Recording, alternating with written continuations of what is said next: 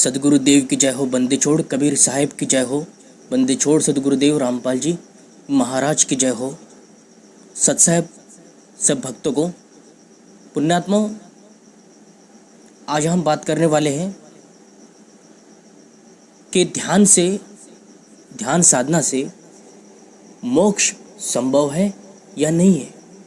ध्यान से किसी को मोक्ष मिला है या ना मिला है, इसके ऊपर बात करेंगे। देखिए, ध्यान जो है, ध्यान का जो माध्यम है, ध्यान किसी न किसी चीज़ पर लगाया जाता है, किसी न किसी तत्वों पर लगाया जाता है। तो उस विचारों को संग्रह एकत्रित करके हम उसको सही दिशा में परिवर्तित कर सकते हैं। तो जो विचारों का जो मेला हमारे दिमाग में चलता है, उसके स्थिरता के लिए ध्यान करना आवश्यक होता है।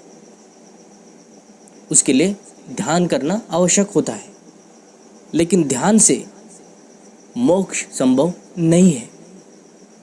कितने भी बड़े आप ज्ञानी बन जाए, कितने भी बड़े वक्ता बन जाए और कितना भी आपको ज्ञान प्राप्त हो जाए, तो भी आपका मोक्ष मुक्ति संभव नहीं है। क्योंकि मुक्ति का माध्यम और मुक्ति का साधन ये नहीं है, ये ध्यान नहीं है, ये ज्ञान नहीं है। कबीर साहब ने कहा है, ना ध्यान से और ना ज्ञान से मुक्ति आपको प्राप्त नहीं होगी।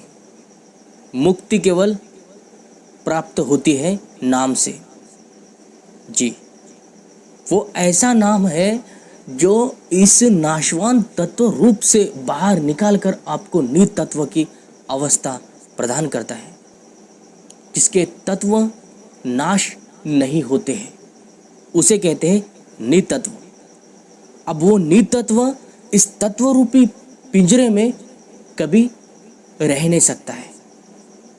तो जो गुरु कहता है आत्मज्ञानी आत्मध्यानी कि हमारा जो परमात्मा है, हमारा जो पिता है, वो हमारे ही भीतर है, हमारे ही अंदर है, तो ये किस बात से सिद्ध होता है? ध्यान से, चिंतन से, या किसी के कहने से, या किसी से सुनने से, या जानने से कि हमारे अंदर वो हमारा परमात्मा है। पुण्यात्माओं, यदि आपने शास्त्र का अध्ययन किया है या आपने गीता को पढ़ा है, तो गीता जी में साफ शब्दों में कहा है कि ये जो अविनाशी आत्मा है, ये शरीर को बदलती है। इसका ये नियम है, सिद्धांत है शाश्वत। शरीर को बदलना ये आत्मा का सिद्धांत है। क्योंकि आत्मा जो है, आत्मा का तत्व रूप जो है वो 5 तत्व रूप है। आत्मा का 5 तत्व रूप है। एक स्थूल शरीर के साथ आत्मा रहती है, एक सूक्ष्म शरीर के साथ रहती है, एक कारण, एक महाकारण और एक कैवल्य। लेकिन ये पद हैं जो जीव आत्मा को साधन से मिलता है, भक्ति से प्राप्त होता है। वो हाई लेवल की साधना है। इसे कोई बिरला ही पा सकता है। लेकिन आम जो मरता है, वो इस सूक्ष्म शरीर को लेकर अपने कर्म फल को भोगता है। तो जो आत्मा का नियम है शरीर बदलना, तो यहाँ पर भी आत्मा को कमज़ोर घोषित किया है गीता ज्ञान दाता ने। ये मैं नहीं कह रहा हूँ, ये गीता ज्ञान दाता ने स्वयं कहा है कि आत्मा शरीर बदलती रहती है। तो इससे सिद्ध है कि आत्मा के ऊपर ये नियम लगाया गया है। आत्मा इसके बंधन में है। ये आत्मा की बस की बात नहीं है कि स्वयं से स्वयं को जानना या स्वयं से मुक्ति प्राप्त करना। तो ये जो ध्यान लगाने वाले हैं, जो आत्मज्ञानी बने घूमते हैं, सारे संसार का ज्ञान बताने वाले आत्मज्ञानी बड़े बड़े बैठे हैं। तो जो बड़े बड़े आत्मज्ञानी बने हैं, जो आत्मा का ज्ञान लेकर बैठे हैं, उन सब ने यही माना है कि जो आत्मा है वो परमात्मा है। हमारी जो आत्मा है वो परमात्मा है। लेकिन ये सबसे बड़ा भ्रम है। आत्मा में और परमात्मा में अंतर है। गीता ज्ञान दाता ने अध्याय 15 श्लोक 7 में कहा है, तो गीता ज्ञान दाता ने कहा है अध्याय 15 श्लोक 7 में कि मैं अविनाशी जीव आत्मा से भी श्रेष्ठ हूँ, उससे उत्तम हूँ। और जो गीता पढ़ने वाले लोग कहते हैं, भ्रमित लोग जो है, जो स्वयं अंधे हैं, क्योंकि उनको सच्चाई दिखाई नहीं देती है, वो वही देखते हैं जो वो देखना चाहते हैं। लेकिन सच को कोई भी स्वीकार नहीं कर सकता है, क्योंकि सच हमेशा ही कड़वा होता है। और हम सच को जब स्वीकार कर लेते हैं तो हमारे अहंकार को हमें मारना पड़ता है। और इस जीव के मोक्ष में, मुक्ति में सबसे बड़ा रोड़ा है तो ये अहंकार है। ये अहंकार रूपी शत्रु इस जीव का सर्वनाश कर देता है। और जो प्राणी जीव अहंकार से रहित हो जाता है वो सत्य को धारण करता है, और वही जीव मुक्ति का अधिकारी बनता है। तो पुण्यात्माओं, आत्मज्ञान जो है ये आत्मा को जानना होता है। परमात्मा ज्ञान जो है वो परमात्मा को जानना होता है, जो आत्मा से परे है, इस शरीर रूपी पिंड से परे का है। जो उसका अनुभव है ये पिंड रूपी काया की सत्ता से बाहर का है वो। तो जो स्वयं के शरीर पर ध्यान लगाता है, स्वयं के ही स्वरूप को देखने की कोशिश करता है, उसका ध्यान मनन चिंतन करता है, खुद का ही सिमरन करने का प्रयास करता है, खुद को जानने का प्रयास करता है, तो ये परमात्मा को जानना नहीं हुआ। अज्ञानी गुरु कहते हैं कि हमारा खुद का स्वरूप ही आत्म स्वरूप ही परमात्म स्वरूप है। तो इन अज्ञानियों को यह बताना चाहता है दास कि जो आत्म स्वरूप है, स्वरूप का अर्थ होता है आकृति। आकृति किसी भी तत्व की आकृति, किसी भी तत्व का होना, किसी भी तत्व की उपस्थिति। यदि किसी भी तत्व की उपस्थिति हो तो हम उसके स्वरूप का वर्णन कर सकते हैं, और उपस्थिति होने के लिए वहाँ पर उसका ठहरना, स्थिरता होने भी आवश्यक है। तो ये आत्म स्वरूप जो है वो कहाँ पर है, किस जगह है, उसका कौन सा डायमेंशन है, कौन से आयाम में ये आत्म स्वरूप रहता है? क्या कोई आत्मज्ञानी ये बता पाया है? नहीं ना, क्योंकि उनको केवल भ्रम ही फैलाना है और जगत को मूर्ख बना देना है। लेकिन हम अपने विवेक से, अपनी सोच से, अपने ज्ञान से और अपनी समझ से ये जान सकते हैं कि आत्मज्ञान को प्राप्त करने वाला व्यक्ति बहुत बड़ा नहीं होता है, क्योंकि अभी उसका सफ़र यहीं पर ख़त्म नहीं होता है, इसके आगे का उसका सफ़र है। जब हम खुद को जान लेते हैं तब ही हम परमात्मा को जान सकते हैं, ये भी सत्य है। लेकिन हम खुद को खुद के ही मनमुखी आचरण से, मनमुखी साधन से नहीं जान सकते हैं। ये हमें कोई दूसरा आकर भेद बताता है। जैसे नामदेव जी की वाणी है ना कि संग की सहेली ने भेद बताया। संग की सहेली कौन है? जो आत्मा को भेद बता रहा है कि तुम कौन हो, तुम्हारा स्वरूप क्या है। नामदेव जी ने कहा है कि जो आत्मा है, नामदेव जी ने जो वाणी बोली है कि अजर अमर अविनाशी देके सिंधु सरोवर नाया। तो यहाँ पर अजर अमर अविनाशी देखने की बात हो रही है। नामदेव जी ने अपने आंखों से वो अनुभव किया, वो सब कुछ स्वरूपवान था, आकार रूप में व्यवस्थित था। वो आकार है, निराकार नहीं है।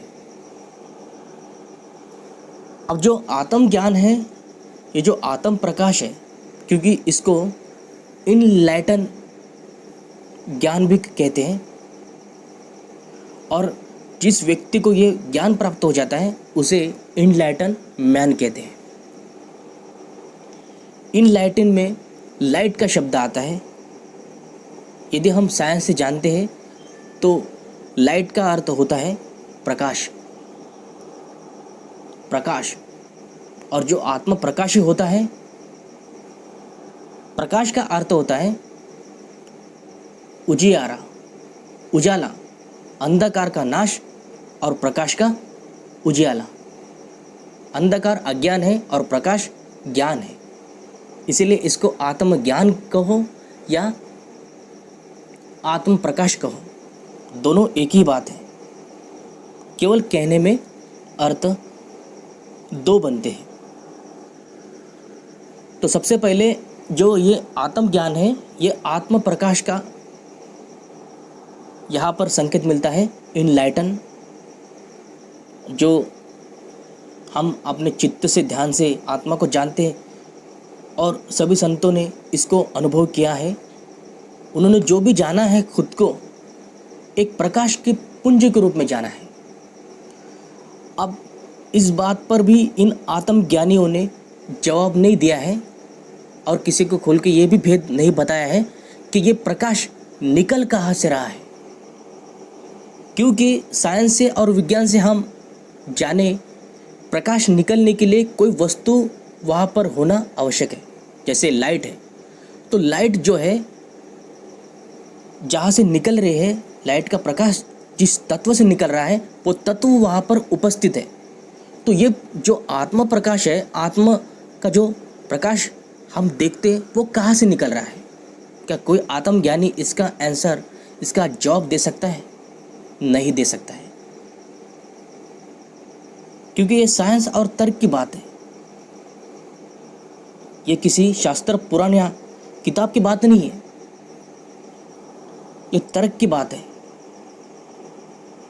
क्योंकि देखा उसे जाता है जहाँ से जो आकार स्वरूप में दिखाई देता है, दृश्यमान होता है, जिसे हम देख सकते हैं। तो ये लाइट जो है, ये प्रकाश जो है, उसका कहीं ना कहीं इस ब्रह्मांड में स्थान है। वो कहीं ना कहीं रुका हुआ है और कहीं से प्रकाशित हो रहा है। अब जो आत्मज्ञानी है वो परमात्मा को निराकार मानते हैं और आत्मा को भी निराकार मानते हैं, जबकि ये पूर्णतः भ्रम है, पूर्ण रूप से मिथ्या ज्ञान है। क्योंकि आत्मा कभी निराकार थी ही नहीं, ना परमात्मा निराकार है, सब कुछ साकार है। सृष्टि जिसने बनाई है उसने संपूर्ण विश्व को साकार रूप में बना दिया है और आपने आपको निराकार रूप में स्थापित किया है। वाह मेरे भाइयों वाह! मतलब सब कुछ देखने योग्य है, दृश्यमान इस सृष्टि जिसे हम अपनी आंखों से देख सकते हैं, उसका कैसा स्वरूप है, कैसी आकृति है, कैसे आकार है, और इसका बनाने वाला जो है परमात्मा सर्वशक्तिमान को हमने निराकार बना दिया। कहते हैं उसका कोई आकार नहीं है, परमात्मा कहीं है नहीं, हमारे अंदर ही परमात्मा है।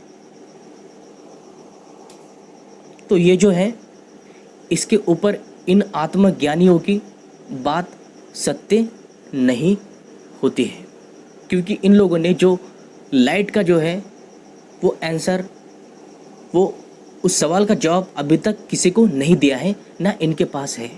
इसका कोई तर्क इनके पास नहीं है। आत्मज्ञान से मुक्ति संभव नहीं है। आत्मज्ञान ही कबीर साहब को बताना था, आत्म ध्यान ही कबीर साहब को बताना था। तो परमात्मा कबीर साहब जी शब्द की कभी बात ही नहीं करते, नाम की कभी बात ही नहीं करते। वो सीधा सीधा कहते कि बस खुद पर ध्यान लगाओ, यही तुम्हारा सार शब्द है, यही तुम्हारा अमृत स्वरूप जानने का एक माध्यम है, एक साधन है। लेकिन उन्होंने नाम को महत्व दिया, सार नाम को महत्व दिया, सार शब्द को महत्व दिया। तो इसे सिद्ध है कि ये आत्म ध्यान से परे है शब्द ध्यान, शब्द का ज्ञान आत्मज्ञान से परे है।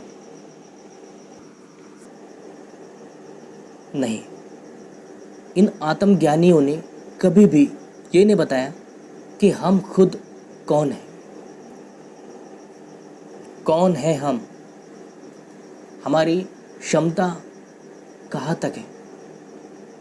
हमारे जो ग्रंथ शास्त्र वेद पुराण कहते हैं, जैसे गीता ज्ञान दाता ने कहा है, ब्रह्म है गीता ज्ञान दाता। तो ब्रह्म इस आत्म तत्व से, इस आत्मा से ऊपर है। जो ब्रह्म है वही काल है, और जो पूर्ण ब्रह्म है वही दयाल है, वही परमात्मा है। और गीता ज्ञान दाता ने दोनों को समान रूप से नहीं बताया है, आत्मा और परमात्मा को एक रूप नहीं बताया है। क्योंकि जीव आत्मा को एक रूप बताना था अध्याय 2 में, तो किसी भी श्लोक में ये पढ़ने को नहीं मिलता है कि आत्मा और परमात्मा एक है। इसीलिए गीता ज्ञान दाता ने कहा, आत्मा की क्षमता के बारे में उन्होंने बताया, आत्मा का परिचय दिया कि आत्मा कहाँ तक है, उसकी पावर, उसकी सत्ता, उसकी ताकत कहाँ तक है। ये ब्रह्म से ऊपर नहीं है, ये ब्रह्म से कम है आत्मा। क्योंकि ब्रह्म रूप ने गीता से ये स्पष्ट कर दिया है। अध्याय 15 श्लोक 7 पढ़ लेना। उसमें कहा है कि मैं सभी अविनाशी जीव आत्मा से भी उत्तम हूँ, उससे श्रेष्ठ हूँ।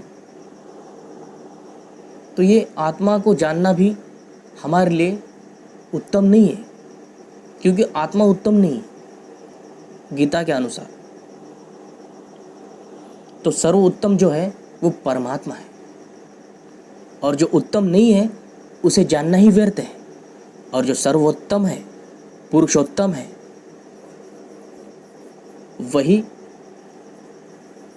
हमारा असली मकसद होना चाहिए, हमारा असली लक्ष्य वही होना चाहिए, जो सर्वोत्तम है, जो पुरुषोत्तम है। समझ जाओ इस चीज़ को, इस बात को। क्योंकि ये जो आत्मज्ञानी बन के घूमते हैं, बड़ी बड़ी बातें करते हैं, इससे कोई लाभ नहीं मिलता है। ये लोग केवल आपको भ्रमित करेंगे, केवल आपको लती पेदार बातें सुनाएंगे, इधर उधर की बातें सुनाकर आपको वहीं पर वो बिठा के रखेंगे कि मुझे सुनो।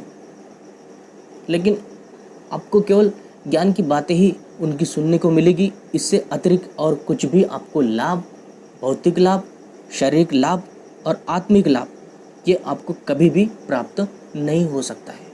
क्योंकि बड़े बड़े सुरमा आत्मज्ञानी होकर गए हैं, वो भी यहाँ पर शरीर का रोग साथ में लेकर ही गए हैं, जिन्होंने आत्मा को जाना, प्राप्त करके चले गए हैं। रोगी होकर निर्वाण उन्होंने प्राप्त किया है, ऐसा लोगों का कहना है। लेकिन ये होता नहीं, ये संभव नहीं। देखिए, मुक्ति उसे कहते हैं जो अजर हो, अमर हो, वही मुक्ति। ये दुखी होकर जाना या शरीर में कोई रोग होना, और उस रोग से मरना ये कोई निर्वाण नहीं है, ये कोई मुक्ति नहीं है।